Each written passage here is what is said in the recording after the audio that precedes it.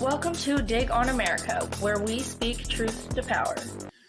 So we introduced to you Florida congressional candidate Jesse Phillipe. Yay! Welcome to the show. What's up? Thank you so much. I appreciate you. Enjoy the invite. Millions of screaming fans in the background, I'm sure. So we had on a friend of yours last week, Alan Ellison, who sends along his regards. And today we're going to talk about your campaign a little bit. So for the listener, when we start talking to people, we like to do so, Jesse, by playing a game. That game is called 4 Down Territory. We will ask you 4 questions. You will give us 4 answers. And those these are non-political fun questions generally. So I will start with the first question, if I may be so honored. What is your favorite board game? Monopoly. Very quick answer there. Very quick. Okay. Yeah, there's no hesitation with that. We like that. Okay, so Monopoly. Big House. All right. On your very first video game console, what was it, and what was your favorite game to play on said console? So I'm going to age myself. Do it. My favorite console was the Genesis. I'm still older than you. I'm still older than you. There we go. The Genesis. My favorite game was Sonic. Oh, yeah. Okay. When I got the Genesis, I was on that Sonic too. That's a timeless game, though. My son still likes to play Sonic right now. So, okay. So let's get a little bit more sinister here. Okay. What is a Florida thing that you can't stand? A Florida thing that I can't stand. Oh, that's a question.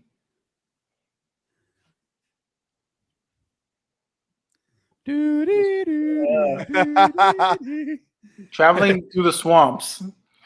Okay. Traveling through the Everglades and the swamps. Traveling through the swamps. Yes. You know what? I don't think you're going to lose many votes with that answer. And anybody whose vote you lost because of that answer, right? You didn't want their vote anyway. Because they're hanging out in the swamps, like talking to alligators and hanging around and shooting. All right. So now that we've exposed all of your weaknesses, tell us about some of your strengths, Jesse. Why are you running for Congress? I want to get back to my community. I believe in service. I was in the Marine Corps for 6 years. I served. Thank you. Oh, thank you. I've done a tour in Iraq, and so I missed that service. I worked in the private sector for a number of years in business, and I'm ready to get back and serve, the community. Okay, so you're a military guy, so that means the Republicans are just going to vote for you no matter what, right? Because they love the military. Well, we'll see. I mean, I'm a little progressive, but yeah, we're gonna have that conversation. You've turned your back on your military service. I see. Okay, they'll look for any excuse. Now, who are you running against in your district? Do you have a demo? I don't. I'll be honest. With your particular district, I don't know much about it. Yeah, so I'm running against a person named Scott Franken, who was also in the military. I think he said in the Navy. I can't remember. But it's not, turning our backs on the military. For me, it's about bringing a different perspective through military service, and you see things in a different light. And I think that we have a big contrast of differences of where we want to see the country. What makes your message uniquely appealing to independents then? Because I'm a progressive, but I know how to articulate the progressive message in a way that it resonates with the moderate class. I feel like a lot of progressives nowadays, they scream a lot of progressive ideas, but they do a very bad job of connecting those ideas with some of the middle class problems and issues that are happening right now. So I feel like our campaign has a really good community message that we focus on the community first, and a lot of the community first ideas that we have are focused through the progressive agenda. Okay, so here's what I'm going to do. I'm going to stand up. Now I'm going to change here. Oh shit! Into Earl Tucker. My name is Earl Emmett Tucker, Confederate trucker, Florida resident, big lifelong conservative, MAGA in my blood, gun in my hand. How do you go around talking about progressive AOC craziness? How are you going to pay for all this free health care you want to give to them minorities and these immigrants? How are you going to pay for it? Because I don't want them to take it out of my $8 an hour job. I work real hard for that. Yeah. So for me, the way you pay for the ideas that we have is by doing what we've always done, and which is allocate resources to bring back to the middle class and the lower income communities. We've spent years redistributing wealth. It's not a new plan. It's not some new idea. The issue is, how do we use the redistribution? Do we use it effectively, or do we do it wastefully? And so what a lot of parties on both sides have been doing is kind of feeding the pocketbooks. We have one of the richest Congress in U.S. history. I mean, if you're a Democrat or a Republican, and we haven't seen that policy or legislation to actually affect middle class people. So it's not so much that we have to tax more to get better programs. We just have to use the money that's there a more effective way, and by means use all the progressive means so that we can satisfy the middle class people, because that's what really is happening right now. It's just an inefficiency of resources, and how do we use those resources to contribute back to the community? I have one more question for you. Of course. You know, all these Democrats, they just want to implement a socialist communist agenda in America. And I learned in grammar school, my daddy, who's also my brother, told me that communists are bad, and Nancy Pelosi is clearly the leader of the Communist Party in the United States. Why do you love communism? Well, I don't love communism. I was a United States Marine. So for me, I love freedom. That's what I fight for. I fought for freedom. I fought for democracy. But what I also fought for is being my brother's keeper. And those are the principles that created this country. Those are the principles that allowed people like me to even talk to you today. Those are the same principles that allow, the Midwestern states to prosper the way they did, because we've always looked out for each other. We always found ways to move the country forward. So for me, if you ask me that if I'm a communist or a socialist, I'd be offended, because at the end of the day, I'm an American. I fought for the ideals of America, which is democracy. But the problem is, democracy is not where it should be. Democracy right now is put to the wealthy, and the wealthy are saying, well, we don't care what happens to the lower class. We don't really care what's happening to the middle class. And the government is saying the same thing. We want to just stay in power. We're not really trying to find ways to help the middle class and the poor class. We just want to do enough so that everybody's just happy, and so that they don't complain about us. And those are the kind of policies and those kind of things and those kind of selfishness from all parties is the reason why people believe that people want to enter socialism in the world. It's not entering socialism. People just want you to give a damn about them. And that's the problem. And that's what's wrong with the parties, is that people don't feel like the parties care. People don't feel like the upper class people care about the low income class people. So it's not about socialism. It's about start caring again. And that's what we believe in our campaign. I'm not sure if you're at the stage where you could consider this, but I believe that it's often neglected, because when you look at the disparity between school systems and how the education that Black and brown communities get compared to white and often Asian communities get, and sometimes they go to the same ice cream shop, because they're that close to each other, but you have one school graduating senators and doctors and the other one with a 60-70% graduation rate. What would you like? Is that something that you believe in? Is that something you want to focus on? Like, is that something you could consider adding as a tent pole? Because I truly believe that it's too often neglected by Democrats. This is an issue that I do want to tackle going into Congress. to increase Title I funding because that helps with the disparity amongst the different school systems. But the reality is we have to do a better job of policing our state officials to make sure that they're more accountable to the students. I mean, this COVID pandemic, I think it kind of showed his rear end, everyone's rear end, because we had people literally like, we finally got to see the disparity.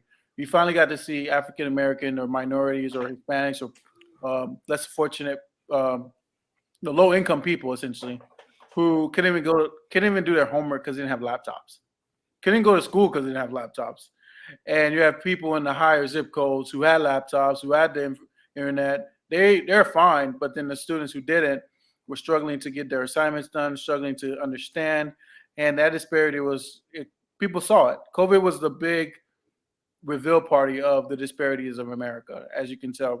I call that what 2020 was, and it's something that needs to be addressed because it doesn't only affect minority people; it affects people of less fortunate means. I mean, so for me, it's a radical idea, but I think our education system and the foundations that started it needs to be addressed, because the reality is it makes no sense how you have one student in Florida who are literally 3 gates back from a student in California or Pennsylvania. Right. Yep. And we're in the same country. So we have to do something radical with education. I believe our education policy is literally outdated.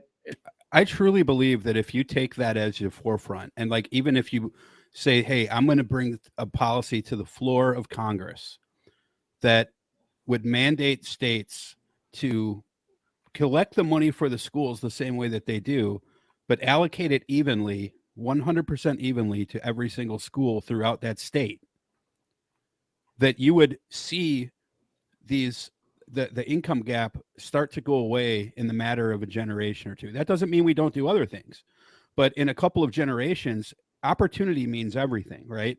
Like if you're disadvantaged from the beginning, you have a disadvantage from the beginning. That's why they call it privilege. So Haas, let's get one more political question or policy question. What do you got? Yeah. All right, I got a question for you. Yeah. What will be your policy towards social justice protests and things like that in Florida? Yeah. So I was working with Black Lives Matters and Polk. Oh, don't That's say it. You that. lost. Don't say that. God, Listen, damn I it. got into politics to say what I want. I mean, listen, I've been in Iraq. You know, I've lived my life. I've done some great things in my life, and my whole life now has contributed to getting back to my community. And for me, I walk with Black Lives Matters. I walk with Cuban Life Matters. I walk with Peta Vida, which is the Cuban movement. I'm gonna walk wherever I need to walk to make sure that we have equality in America for all people. I don't care if you're white, brown, black. We all need to be treated equal, because at the end of the day, this issue that we're having is an issue of the rich and the most fortunate people are literally saying that we don't care about the middle class anymore. We don't care about the poor class anymore. We're just going to keep going ahead. And this is also political elites. We're just going to keep moving forward, and the heck with them. And so we have to start talking about that issue. And Black Lives Matter is, to me, it's all part of the organization good? No. But as some of the purpose behind the organization, what I'm really looking forward to. And their purpose is to make sure that we bring equality to America. And I can't speak to every individual in that organization, but I can speak to the purpose. And for me, the purpose is we do need to start talking about police issues, because at the end of the day, I've served with police officers. I've served with firemen. So I understand what they go through when they go home to their children at night and they have, to make split-second decisions. I understand what they're going through. I understand the decisions they have to make. But at the same time, I do understand that they're trained a certain way. And that way is no fault of their own, is discriminatory in practice, in nature. And that is something we have to talk about as a country. That's something we have to find a way to move forward from. And we can't shy away from it by saying, oh, this organization ain't bad. So everything that this organization stands for is saying that we don't stand with police officers. And that's can be further from the truth for me. One thing that I would really love to hear more candidates talk about is where the Democrats are wrong because they're talking about defunding the police. And like, yeah, I get it. Shitty messaging. I get that. Is there any? Would you be behind something that pushed for more actual legal training for cops? Because if they actually knew the laws that they were enforcing, as opposed to knowing the posters that are on the damn lockers in the locker room, which is what they go by. They go by what Sarge tells them. They go by what the chief tells them, and they go by whatever they hear with their various colleagues, as opposed to what is legal. Because I think if they get towards a more legal mindset, a lot of this stuff disappears. Because as soon as they start putting their hands on somebody, like, is there a reasonable, articulable suspicion of a crime here? I could get wrapped up in some real legal mess if I continue on down this path. Yeah. So that's a good point, Mikey. Here's the thing, Mikey. For me, it's two stories. I mean, as a police officer, I never want a police officer to second guess himself because it's about his safety and his life and his family. I mean, we ask him to put his life on the line for service, and he does that to make sure that I sleep at night and you sleep at night. So I'm never going to ask him to second guess his decision. But what I am going to ask is for police officers to be more trained. It doesn't make any sense when a police officer spends a month in training and then you give them a firearm and think they can go ahead and do the job. When someone like me, I was in the Marines, I went to 4 months of boot camp. I went through 6 months of basic workup training, which essentially is preparing to go overseas. And that's like 10 months to a year before I stepped foot in Iraq and to carry a weapon. So we can't ask a police officer to get 1 month or 2 months of training and expect to be an expert of escalation of force. They're just not. And, they don't run. Police officers, port training has been going on for 70, 100 years. And no one's talked about it because it's always been swept under the rug. And now police officers can't sweep it under the rug. And some police officers are welcoming the reforms while others are not. And it's not for us to, as a community, a lot of people don't understand. As a community, we control the police force. A lot of people don't know that. Right. There is not one, like as a community, if we got together and we're like, we don't want that police chief there, there's not one mayor in America who's going to be like, yeah, I'm going to keep you here even though I can get voted out. It's just that's not how politics works. So we have way more power than what any police union can do, any police force can do.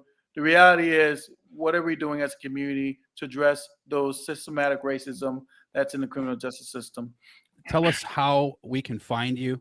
How can people support your campaign? And then talk about what you want to do to outreach with the community and with ways people might be able to get involved with that before we let you go. Yeah, so I'll go in reverse. The ways that people can get involved in the community is by just speaking on the issues that matter to you. Our campaign has always been focused on what are some of the community issues so we can create policies that we can bring into Congress so that we can actually make changes in the communities. When I say community, I'm not just talking about the local community. I'm talking about the United States of America. Because the reality is, in the last 4 or 8 years, before President Biden, we've had a president who tried to alienate groups. We try to say, well, you guys are different, and you guys are different, and you guys are different. And that is the complete opposite of what we knew and as growing up as children, what America was. Growing up as children in America, I equated to a football game. I played running back. The quarterback was white. We had a lineman that was Pacific Asian. We had a receiver who was probably Jamaican. And we made the football team. America is a football team. We all have our part. We all have our role to play to make sure that we score a touchdown. And for us, that's what we have to look at as America. It's a team, a community of people coming together to get the ultimate goal, which is a more perfect union. So thank you guys. I appreciate the time. Like I said, jessephilippe.com is where you guys can come help support our campaign.